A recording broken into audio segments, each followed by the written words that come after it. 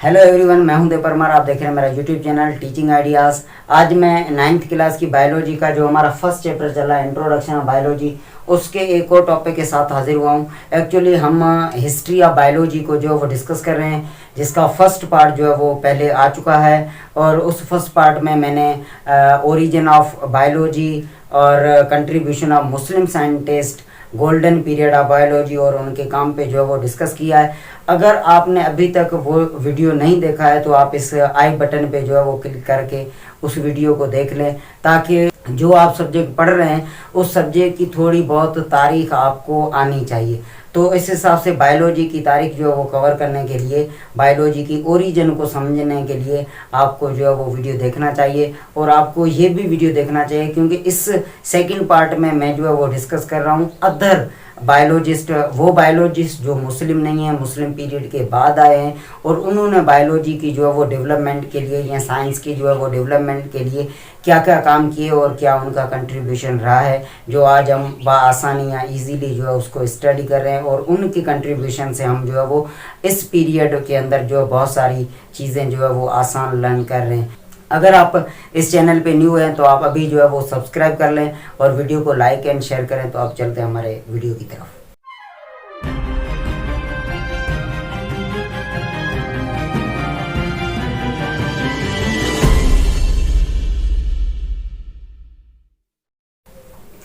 इस वीडियो में सबसे पहले हम जो है वो हिस्ट्री ऑफ बायोलॉजी डिस्कस कर रहे हैं, जिसका फर्स्ट पार्ट आ चुका है, ये सेकंड पार्ट है। इसमें हम डिस्कस कर रहे हैं कंट्रीब्यूशन ऑफ अदर बायोलॉजिस्ट, वो बायोलॉजिस्ट जो मुस्लिम नहीं है और मुस्लिम पीरियड के बाद आए हैं, और ये जो है आफ्टर 15th सेंचुरी के बाद आए हैं। और ये यूरोपियन एंड अदर बायोलॉजिस्ट हैं जिन्होंने बायोलॉजी के अंदर जो है वो बहुत अपना बड़ा कंट्रीब्यूशन जो है वो दिया हुआ है।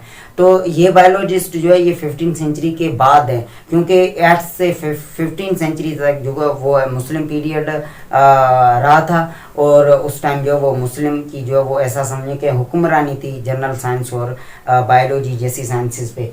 तो इन अदर बायोलॉजिस्ट में सबसे पहले जो है वो विलियम हार्वे आ जाता है। विलियम हार्वे जो है वो 1578 से 1657 तक जो है ये इस बायोलॉजी के अंदर अपनी जो है वो खिदमतें सरंजाम देते रहे।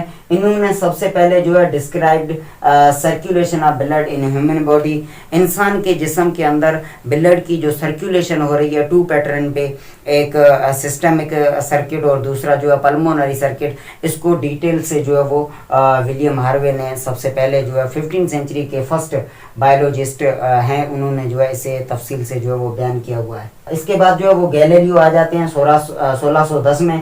इन्होंने जो है वो invented microscope to observe microorganisms. सबसे पहले बायोलॉजी या साइंस के अंदर जो डेवलपमेंट लाने वाला जो टूल है वो गैलीलियो ने इन्वेंट किया है 1610 में। और उस माइक्रोस्कोप से उन चीज़ों को जो है वो देखा जा सका जो इंसानी आँख से जो है देखने के लिए बिल्कुल नामुमकिन थी। तो वो माइक्रोस्कोप जो है वो गैलीलियो ने इन्वेंट की। इसके बाद आ जाते हैं रॉबर्ट हुक, जो 1665 में इन्होंने जो कंट्रीब्यूशन बायोलॉजी को दिया है वो है discovered cell and cell wall. सबसे पहले सेल जो डिस्कवर किया गया और सेल वाल जो डिस्कवर की गई वो रॉबर्ट हुक ने की, क्योंकि इन्होंने जो सेल ऑब्जर्व किया था वो प्लांट सेल था और वो डेड सेल था। इसके बाद 4th नंबर पे जो है कार्लोस लिनियंस आ जाते हैं। बायोलॉजी के अंदर ऐसा समझें कि अदर बायोलॉजिस्ट में सबसे इम्पॉर्टेंट जो रोल है वो कार्लोस लिनियंस का है, जो 1707 से 1778 तक ये जो है अपना काम जो है वो कंट्रीब्यूशन जो है वो बायोलॉजी को देते रहे हैं। Develop method of classification and binomial nomenclature, जानदार जो चीज़ें हैं उन्हें क्लासीफाई करने का जो निज़ाम है टेक्सोनॉमी के अंदर या टेक्सोनॉमी ब्रांच मान ले, उसका फादर जो है वो कार्लोस लिनियंस को माना जाता है, क्योंकि ये सारा सिस्टम जो है या मेथड्स या प्रिंसिपल्स जो क्लासिफिकेशन के हवाले से जानदार को ईजीली ग्रुपिंग करने में जो फॉलो होते हैं वो कार्लोस लिनियंस ने जो है वो डेवलप किए।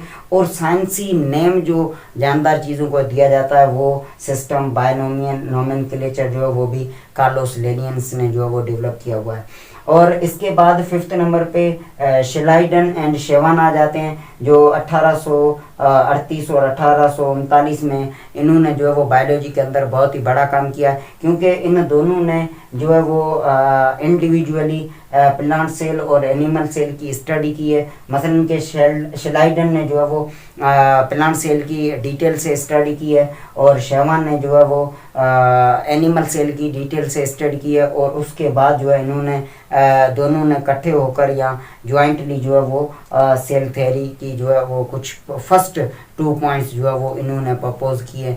आज तो 5 जो है वो पॉइंट्स पढ़ी जाती है जो दूसरों के काम भी इनमें आ जाते हैं, लेकिन फर्स्ट 2 पॉइंट्स और सेल थ्योरी को जो असेंबल किया है वो इन दोनों ने किया हुआ है।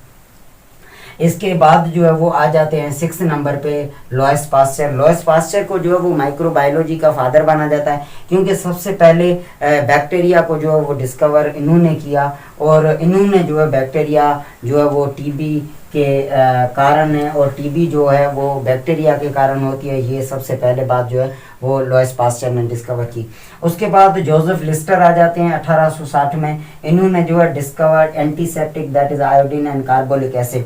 ये जो बैरूनी जो हमारे हाथ हैं मुँह, इनको धोने के लिए, जरासीम से पाक महफूज रखने के लिए जो चीज़ें कार्बोलिक एसिड या आयोडीन वगैरह ऐसी चीज़ें जो है एज ए एंटीसेप्टिक के यूज़ जो है वो जोसेफ लिस्टर ने सबसे पहले जो है वो समझाया। और इसके बाद एरनस्ट जेनर आ जाते हैं 1896 में। Developed vaccination against small pox. Small pox एक ऐसी जो है मौजी मर्ज था किसी वक्त में, पुराने वक्त में, तो उस मर्ज के खिलाफ सबसे पहले वैक्सीनेशन जो है वो एरनस्ट जेनर ने डेवलप की, और उस डिजीज़ पे जो है वो काबू पाया जा सका। और इसके बाद चार्ल्स डार्विन आ जाते हैं 1859 में। इन्होंने एक किताब लिखा था ओरिजिन ऑफ स्पीशीज़, नस्लों का जो है वो बनना, नस्लों का जो है वो डेवलप होना, एक जानदार की नस्ल से दूसरी नस्ल का जो है वो पैदा होना, इन पे जो है इसका एक बहुत ही बड़ा किताब लिखा हुआ है, जो आज तक जो है ऐसा समझें कि एवरग्रीन बुक है।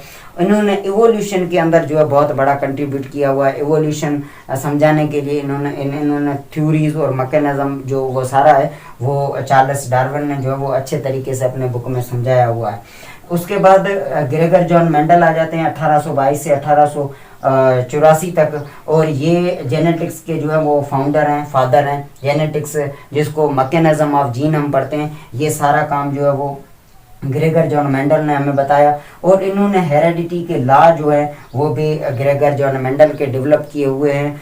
तो उन लॉज के हिसाब से हम समझते हैं कि ये इंसान या पेरेंट और ऑफ स्प्रिंग के बीच में जो है ये करैक्टर्स की जो ट्रांसफॉर्मेशन है ये कैसे होती है। और वाटसन एंड क्रिक जो ऐसा समझें कि जदीद या मॉडर्न साइंटिस्ट हैं, और ये 1953 में आए थे, और इन्होंने प्रपोज मॉडल ऑफ डीएनए का जो डबल हेलिक्स मॉडल है वो सबसे पहले इन्होंने पेश किया, and explained functions of DNA in heredity. और हेरेडिटी में जो है वो डीएनए के जो काम है, डीएनए की स्ट्रक्चर जो है वो तफसील से इन्होंने समझाई हुई है। तो ये थे अदर्स बायोलॉजिस्ट जिन्होंने बायोलॉजी के अंदर अपने जो है वो काम और अपने जो है वो किरदार जो है वो पे किए हुए हैं, और बायोलॉजी को ताकतवर और एक जो है पावरफुल साइंस बनाने में इनका बहुत बड़ा हाथ है। और ये 15वीं सेंचुरी के बाद आते हैं, मुस्लिम पीरियड के बाद, जो गोल्डन पीरियड माना जाता है मुस्लिम पीरियड को, जिसने साइंस और बायोलॉजी को बहुत ही बड़ी पावर जो है उन्होंने बख्शी है।